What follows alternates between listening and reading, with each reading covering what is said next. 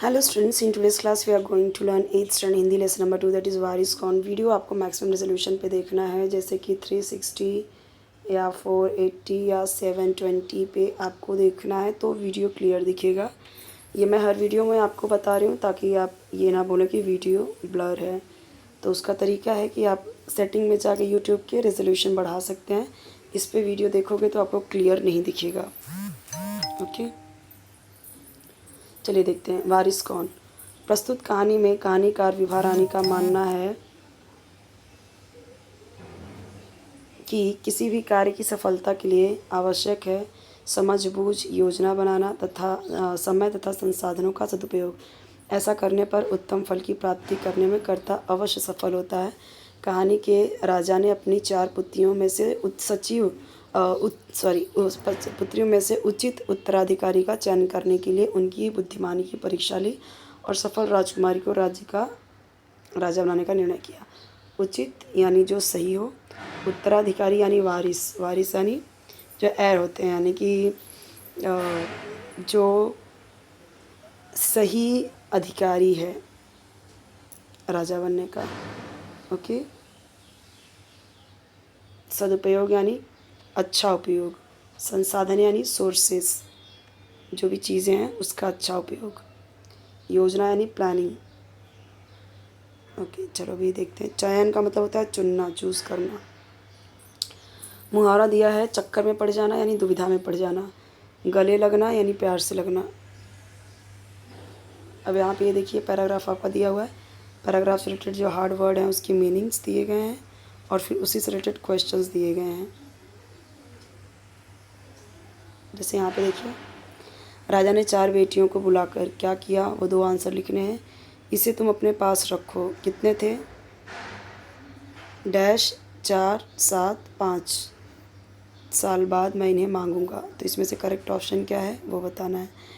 गेहूं के दाने लेकर चारों बहनें अपने अपने महल, कमरे, किले। तो क्या उनके महल थे अलग अलग, किले थे? नहीं, कमरे थे। तो वो आंसर सही होगा। तो अब देखो यहाँ पे करेक्ट ऑप्शन जो है यहाँ पे दिया हुआ है और इसका आंसर यहाँ पे दिया हुआ है।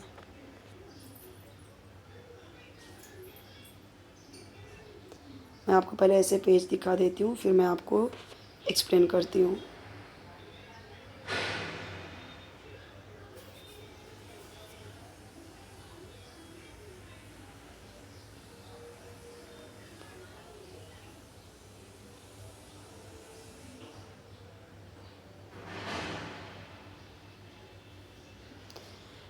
स्वमत अभिव्यक्ति देखिए दिया हुआ है। बुद्धिमान शासक यानी जो इंटेलिजेंट राजा है उसके शासन में ही प्रजा सुखी रहती है। इस विषय पर अपने विचार लिखिए।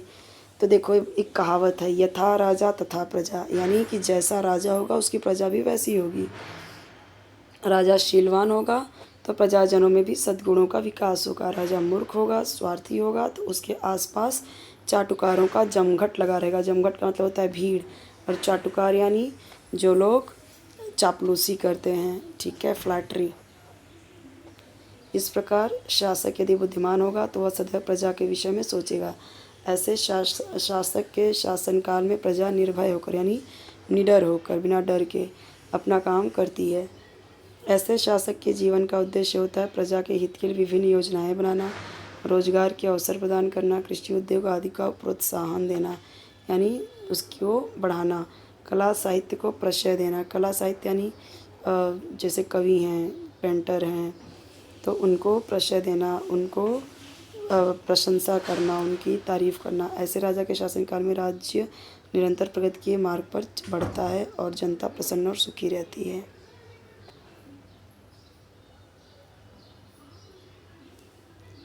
ये जो क्वेश्चन है इसका आंसर यहाँ दिया हुआ है। अब यहाँ पे देखिए पर्यायवाची शब्द चांदी, राजा, खेल, फैसला। तो अब चांदी का रजत, राजा का नृप, शासक, ये हो जाएगा। खेल का क्रीड़ा, फैसला निर्णय। लिंग बदल कर लिखना है, संदूकची, संदूक। बच्ची, बच्चा, बुद्धिमती, बुद्धिमान। बुद्धिमती लड़कियों को बोलते हैं, बुद्धिमान लड़कों को, ठीक है। लिंग बदलना है यहाँ पे, स्त्रीलिंग पुल्लिंग।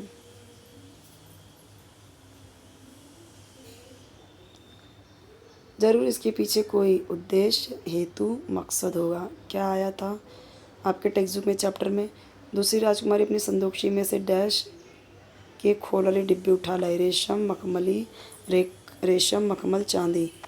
करेक्ट ऑप्शन क्या होगा? देखिए यहाँ पे दिया हुआ है।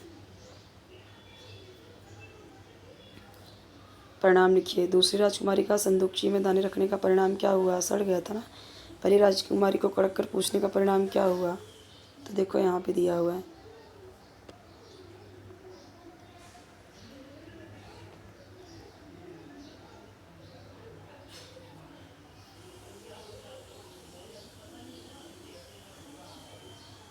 विलोम शब्द। उत्तर यहाँ कल सच्ची। उत्तर प्रश्न यहाँ वहाँ कल आज सच्ची झूठी। अब इसमें क्या करना है? प्रत्यय जोड़ना है। जैसे तैयार, तैयार प्लस ई किया तो तैयारी, र में ई ऐड होके बड़ी की मात्रा लग गया तो तैयारी हो गया। समय और प्लस एक तो सामायिक, ठीक है, सामयिक। अंकुर प्लस इत, अंकुरित। दूर प्लस दूरस्थ।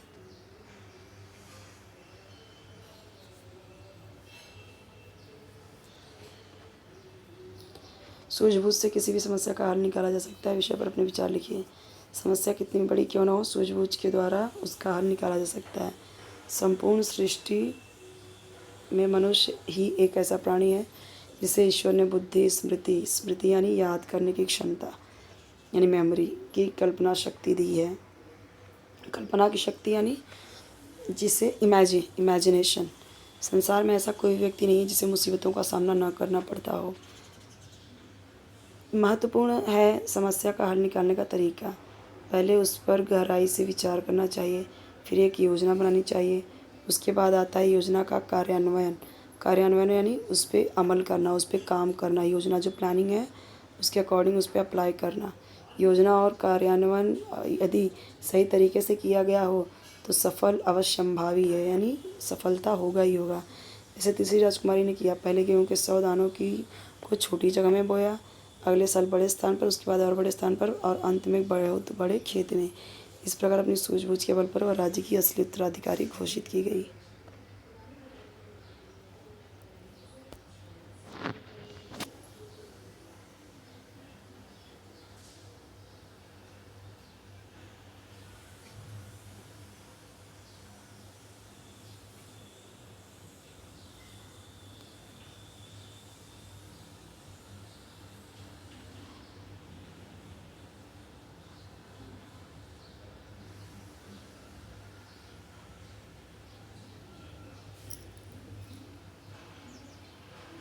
यहाँ पे हमारा ये चैप्टर कंप्लीट होता है। मैं आपको इसे थोड़ा जूम इन करके दिखा देती हूँ। इन सब का आंसर देखो, ये जो है उसका नीचे आंसर दिया हुआ है।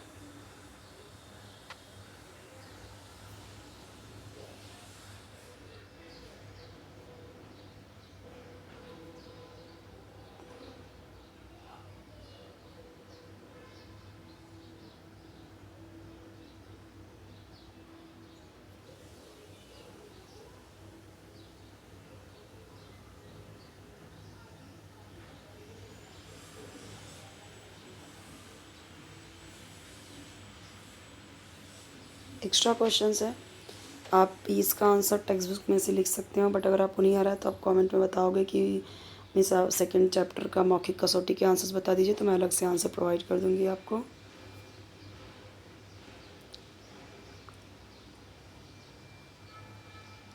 चैनल को सब्सक्राइब ज़रूर कीजिए, वीडियो को लाइक कीजिए, फ्रेंड्स के साथ शेयर कीजिए ताकि उन्हें भी हेल्प मिले। वीडियो मैक्सिमम रेजोल्यूशन पे देखोगे तो क्लियर दिखेगा।